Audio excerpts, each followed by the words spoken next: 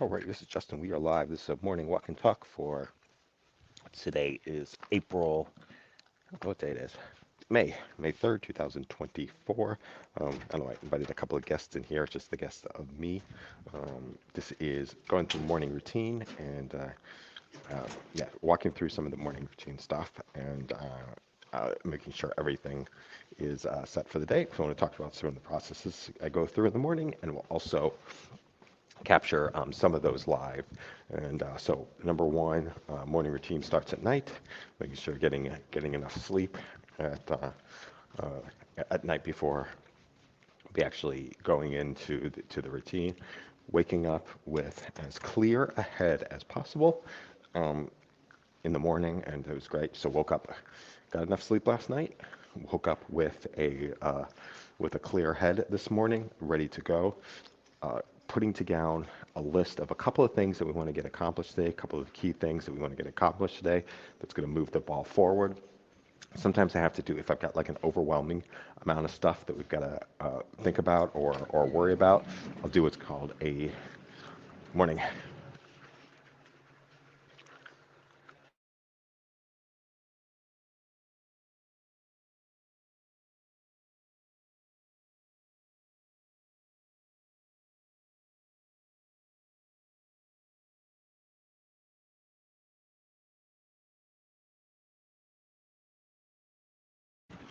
Okay, so some of the banners aren't working today, so I was just about to do a pause for we'll be back in a couple of minutes. All right, now the banner's on.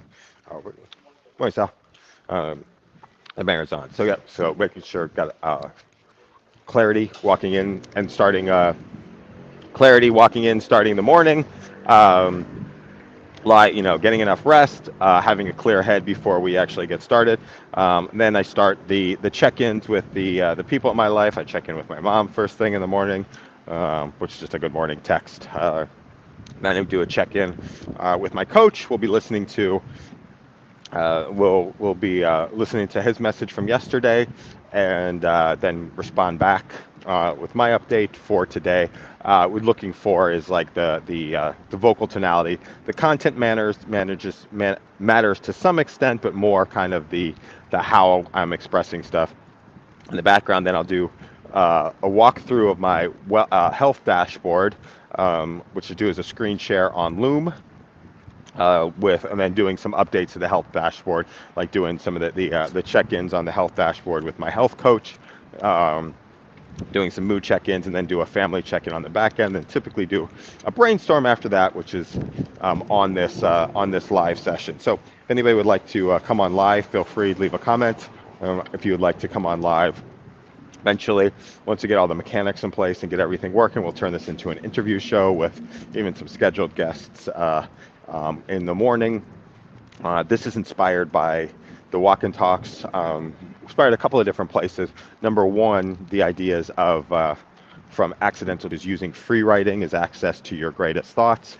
So turning free writing into free talking, because free writing's great, but to do it in a meaningful way requires and sitting down with a pen and paper. And then as I'm doing that, my dog's not walking.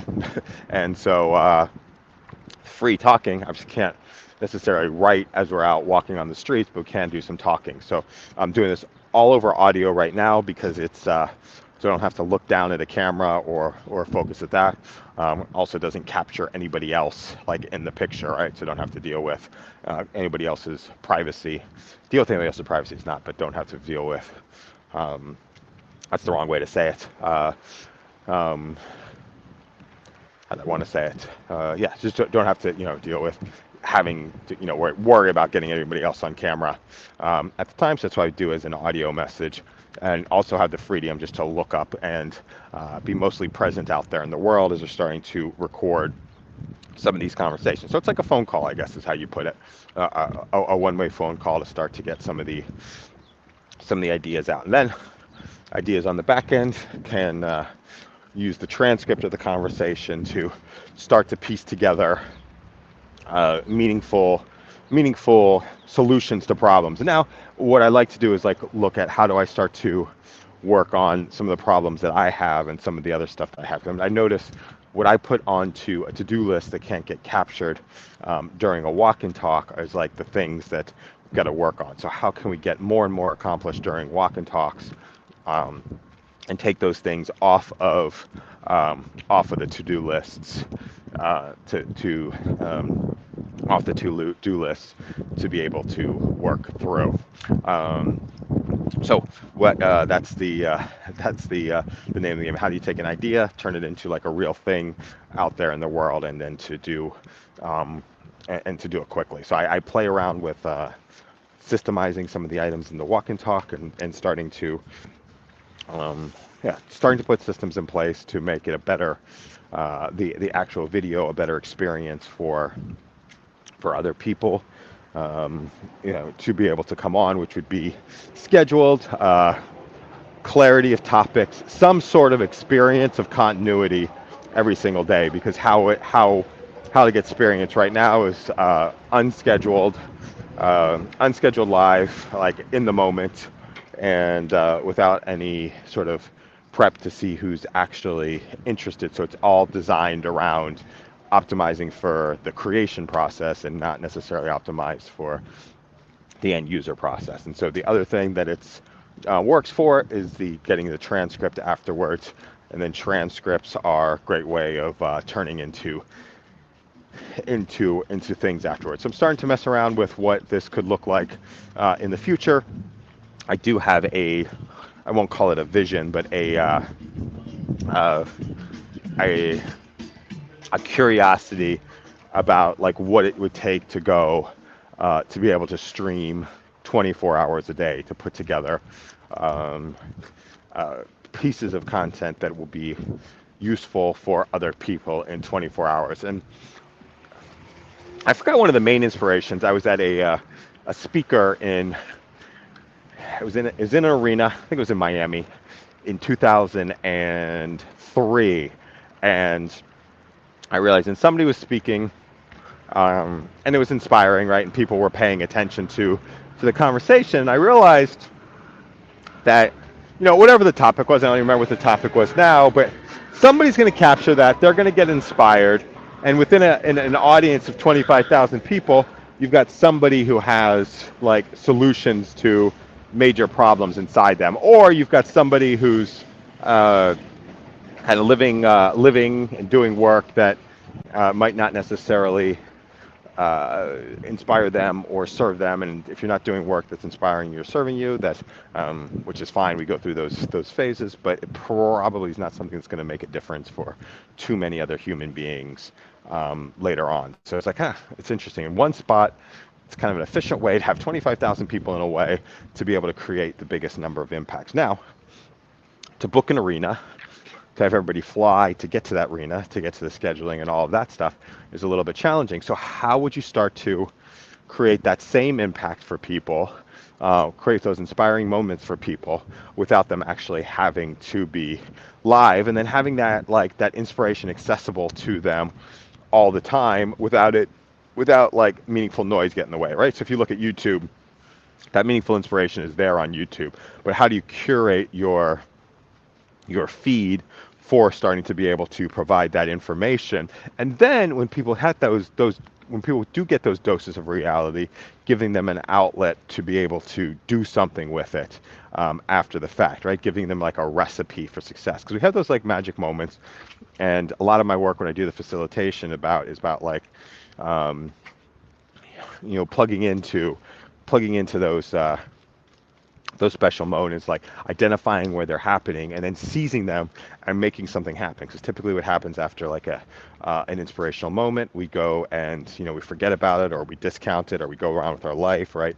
And the immediate thing after that is like an adrenaline dump of like, oh, that didn't make sense, and that was ridiculous, and I'm not worthy, and all those other things. So when we capture those moments, how do we start getting into action very quickly to make something happen? Is when you start accessing something that is that you kind of didn't know existed before, then you don't have the systems in place to be able to create execution on those things. So that is why I've been messing around with ideas to reality, like at the speed of thought, since 2009, and until we can really capture thoughts out there in a meaningful, like two-dimensional way, like, in written terms, then it's at the speed of voice. And so um, this is the closest way to be able to capture what's on my mind right now. May or may not be inspirational to me, may or may not be inspirational to somebody else, may or may not have an impact on somebody else, but it's the greatest way to be able to start to capture that. So it's ideas to reality at the speed of voice. And then when we have one of those magic moments of like, oop, this is what it is, and this is what have legs. And I've been recording for about 2 weeks right now. I think it was Sunday, yeah, since Sunday about 2 weeks ago. So Sunday will be 2 weeks, kind of doing these committed daily sessions, anywhere between 15 minutes and an hour and a half. And still working through like the logistics of it. But what's predictable over the next, 75 days will come on to, boop, this is the thing. Somebody will come on and I will share an idea, and then that will be like the thread that we start to carry forward through afterwards. But it takes 90 days, and I'm using 90 days as a general sense. It takes about 90 days to be able to trip into like, oop, this is what this is about. This is what we're doing here. This is the work. And then inside, why people don't necessarily get that way, because it's discomfort. It's like, right, as I record this right now, 2 people are listening. So having to get okay with like putting stuff out there and nobody's listening. And then the other thing is, or I'm not going to say nobody's listening, 2 people are listening, but like having 0 people that are actually paying attention to it. And then also dealing with like the judgment on the back end of, oh, people are listening to it, and how they're actually judging what's actually going on, and judging the own thoughts. It's like, why are we doing it this way? As you can see, when I shared earlier in this, I was like, I don't even schedule these. I don't put these on a scheduled time. So I know, my friend Jeff always tells me, like, you got to create a consistent experience for people. So that's schedule a specific time. They could kind of know what it is that they're signing up for or paying attention to, and not just kind of all over the place on what some of the topics are. So I just start to refine some of those items. And I think if you look at it's a concept with product market fit, right? You don't have it until you have it, and there's no science to creating product market fit, as opposed to trying things and then getting feedback. And that's what I want to do with this, is also create more opportunities for people to be able to provide feedback on some of the stuff that that matters to them, and some of the stuff that they care about. More opportunities to provide feedback. So if you are listening to this, feel free to send a DM on the back end for. Feel free to send a DM on the back end of like, oop, here's topics I'm interested in, or I'd like to talk about this particular item, or I like this, or I don't like this, or I'm confused about this. But at a minimum, being able to go on a walk and then doing recording, and doing a recording that